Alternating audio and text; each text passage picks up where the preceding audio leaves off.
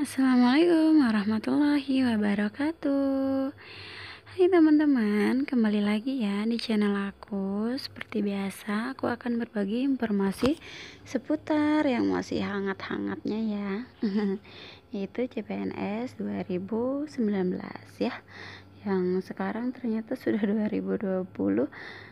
CPNS 2019 nya belum kelar-kelar juga ya sampai sekarang.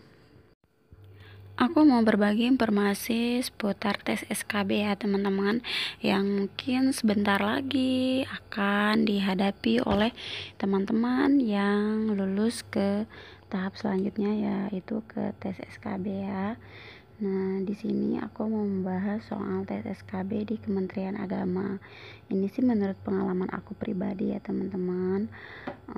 Ketika aku mengikuti tes SKB di tahun 2018 ya. Tes SKB di Kementerian Agama itu teman-teman ada 3 ya, karena memang setiap instansi itu berbeda-beda ya teknisi dalam tesnya ya. Ada 3, yaitu yang pertama itu psikotes, yang kedua itu praktek kerja, dan yang ketiga yaitu wawancara ya. Jadi kita bahas satu-satu ya dari ketiga-tiganya ya. Kita bahas yang psikotes dulu ya teman-teman. Kalau psikotes mau itu Kementerian Agama dimanapun ya, misalnya kayak aku nih Kementerian Agama Lampung ya, kan aku di Provinsi Lampung. Terus Kementerian Agama di misalnya di Provinsi Jawa Tengah, Jawa Timur, dan lain sebagainya, itu sama ya teman-teman. Itu tes psikotes juga, dan mungkin itu soalnya juga ya mirip-mirip ya teman-teman, masih satu jenis lah ya teman-teman, cuman mungkin nomornya saja yang di random ya.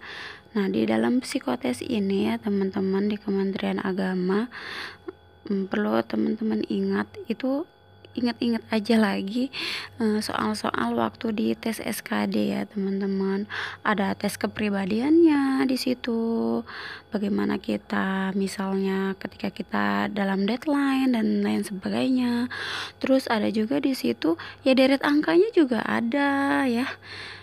Terus yang gambar figura juga ada. Jadi yang di psikotes ini benar-benar tes ya yang hampir menurut aku sih menyerupai dengan tes SKD ya. Seperti itu teman-teman. Jadi ya bisa belajar-belajar lagi, buka-buka lagi ya, browsing lagi lah ya. Hampir saya mirip-mirip lah seperti itu ya teman-teman.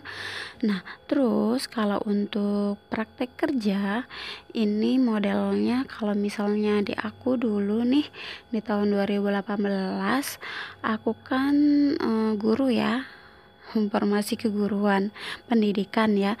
Jadi praktek kerjanya ya aku tuh praktek ngajar. Nah, praktek ngajar aku waktu itu daftar di formasi guru MTS. Jadi ya aku ngajar di materi seolah-olah di materi MTS seperti itu ya. Jadi untuk teman-teman nih yang misalnya nanti praktek ngajar, disarankan untuk memilih materi yang teman-teman sukai dan teman-teman kuasai ya. Jadi ketika teman-teman nanti praktek mengajar itu ya terlihat leluasa lah ya, luas gitu ya di depan pengujinya ya. Kalau aku sih waktu itu pengujinya itu ada 2. Yang pertama ya sebelum kita praktek ngajar itu pengujinya ya nanya-nanya dulu, dia nanya-nanya ke kita. Misalnya aku dulu ditanya, bahasa asing apa yang Anda kuasai? Ya secara aku nggak bisa bahasa asing apa-apa, bahasa Inggris pun itu cuman little doang.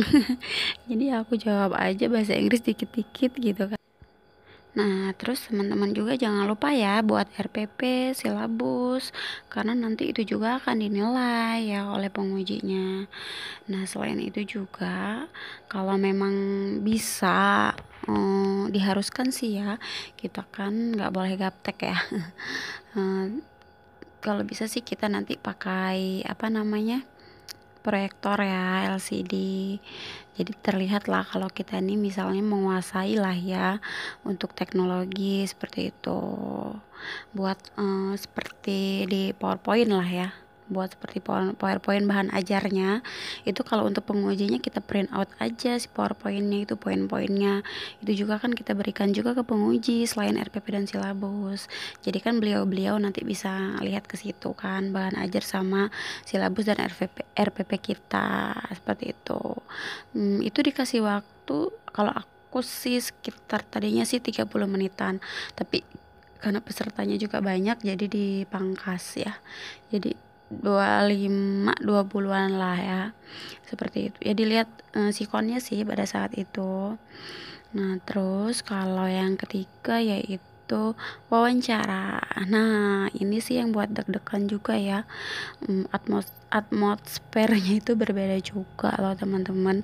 Namanya kita wawancara dihadapkan dengan dua penguji yang apa sih ya, yang namanya penguji, dan itu nanti kita tuh ditanya-tanya. Nah soalnya ini sebenarnya update banget ya teman-teman.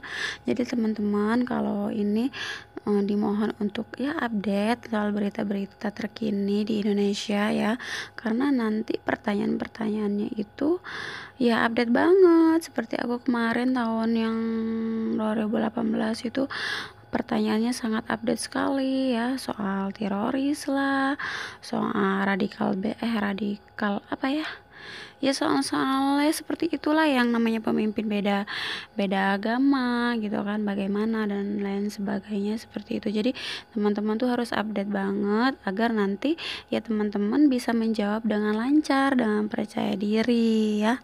Nah selain itu juga di wawancara nanti ya teman-teman, kita itu disuruh mengaji ya, namanya Kementerian Agama ya teman-teman. Untuk apa namanya, untuk agama lain mungkin nggak tahu ya apa, cuman kalau untuk muslim itu nanti kita disuruh mengaji ya. Nanti mereka penguji yang nentukan ya halaman berapa atau ayat apa seperti itu. Dan selain mengaji nih, jadi harus teman-teman juga harus belajar ya. Tapi kalau yang memang basicnya dia tadinya mungkin ini dari pesantren apa, mungkin bisa ya. Terus kita tuh nanti disuruh nulis bahasa Arab, surat-suratan lah ya.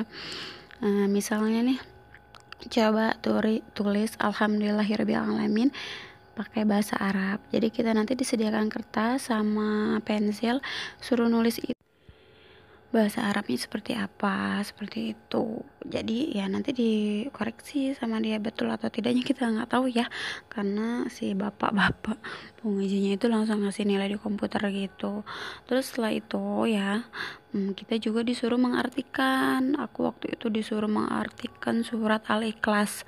Coba katanya artikan surat Al-Ikhlas itu apa katanya ya, seperti itu. Jadi ya mungkin itu juga bisa saja terjadi pada teman-teman ya yang masuk SKB disuruh mengartikan sebuah surat gitu kan. Jadi ya baca-baca aja terus belajar lah ya.